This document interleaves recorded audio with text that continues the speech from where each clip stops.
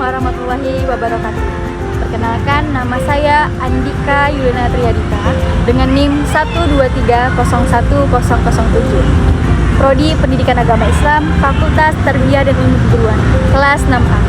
Tujuan saya membuat video ini untuk memenuhi tugas ujian tengah semester saya pada mata kuliah Praktik Klinis Pendidikan yang diampu oleh Ibu Dr. Misdah SAG MPD. Pertama-tama saya ingin mengucapkan terima kasih karena saya telah diberikan kesempatan untuk menyelesaikan tugas ini dengan baik. Ada 3 pertanyaan yang akan saya jawab dengan semaksimal mungkin. Yang pertama berkaitan dengan hubungan antar pendidikan agama Islam dengan entrepreneurship pendidikan. Yang kedua berkaitan dengan agensi pengelolaan pendidikan serta contoh konkretnya. Dan yang ketiga berkaitan dengan peluang bisnis pendidikan. Yuk kita simak videonya sama-sama.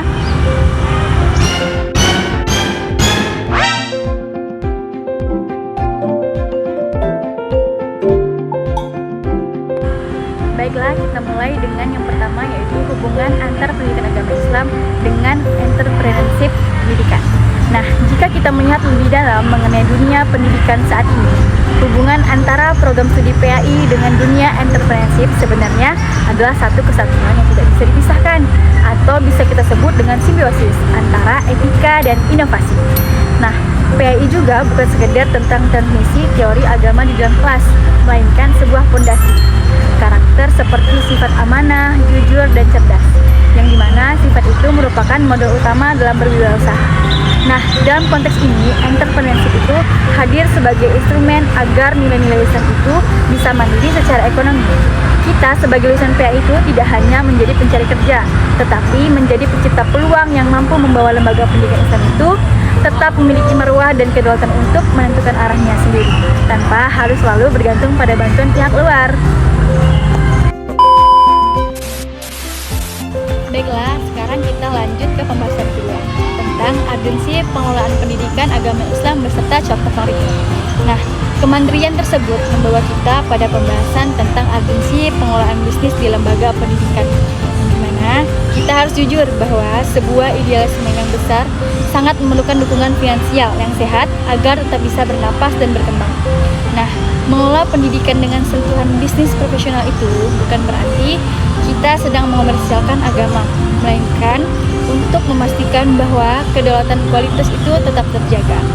Adapun contoh konkretnya yang bisa kita lihat ketika sebuah lembaga pendidikan itu mampu membangun unit usaha mandiri, seperti pusat layanan konten kreatif atau pengelolaan aset digital yang melibatkan siswa dan guru. Nah, keuntungan dari bisnis tersebut kemudian diputar kembali untuk melengkapi fasilitas teknologi di sekolah atau membiayaan program beasiswa. Nah, dengan pengelolaan bisnis yang sehat, lembaga pendidikan itu tidak akan goyah saat menghadapi fluktuasi ekonomi karena mereka sudah memiliki fondasi sendiri untuk terus maju. Nah, selanjutnya yang ketiga, yang mana berkaitan dengan peluang bisnis pendidikan. Melihat banyaknya materi agama yang sangat penting, namun seringkali dianggap membosankan karena cara penyampaiannya masih sangat tradisional. Nah, peluang bisnis pendidikan yang saya pilih untuk ditekuni adalah menjadi kreator media pembelajaran agama digital.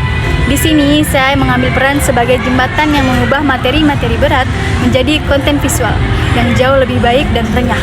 Nah, baik itu melalui desain infografis di Canva maupun video storytelling di TikTok yang sedang digagumi anak muda zaman sekarang.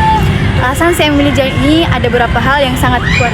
Yang pertama, karena adanya kesenjangan di lapangan di mana banyak guru atau ustadz yang punya ilmu tinggi, namun mereka mengalami kesulitan dalam mengemasnya secara digital. Nah, yang kedua, bisnis ini sangat relevan dengan keahlian sedang saya bangun dan tidak memerlukan modal bangunan fisik yang sangat besar.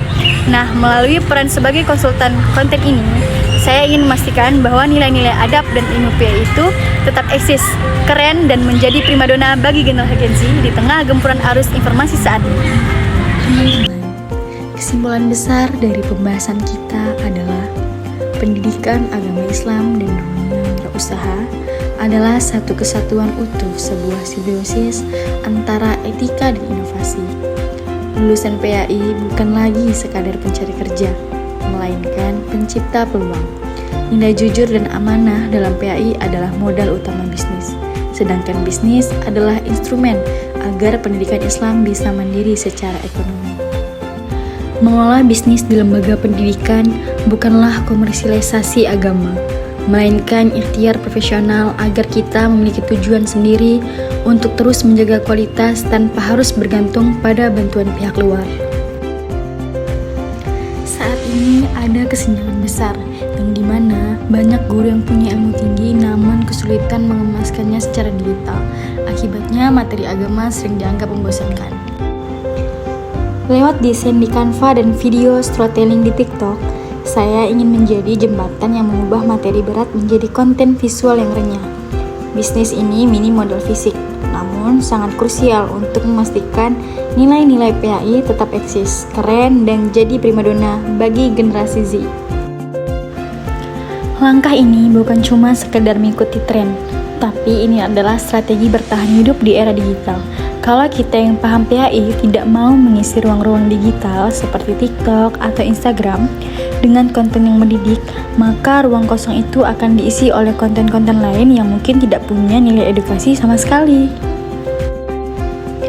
Selain itu, potensi ekonomi dari bisnis media pembelajaran digital ini sebenarnya sangat besar dan berkelanjutan, yang dimana peluangnya tidak terbatas pada pembuatan konten harian saja.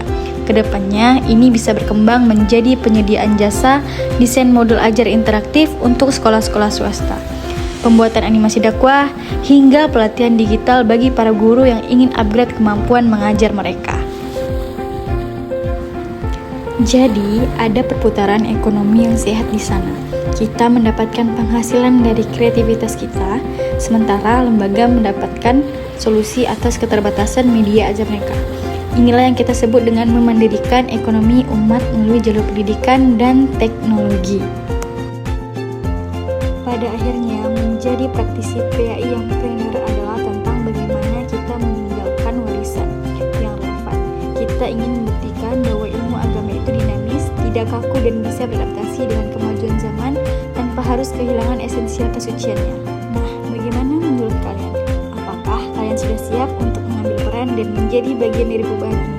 Yuk kita diskusikan ide-ide kreatif kalian di kolom komentar di bawah ini.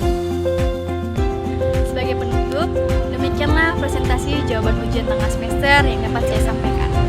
Saya berharap penjelasan ini dapat memberikan manfaat, menambah wawasan, dan meningkatkan pemahaman mengenai hubungan program studi pendidikan agama Islam dengan entrepreneurship pendidikan. Kemudian pentingnya pengelolaan bisnis pendidikan serta peluang bisnis pendidikan. Saya juga berharap ilmu yang dipelajari dalam mata kuliah ini dapat menjadi bekal bagi mahasiswa untuk lebih kreatif dan mandiri. Baiklah, kurang lebihnya saya mohon maaf. Wassalamualaikum warahmatullahi wabarakatuh.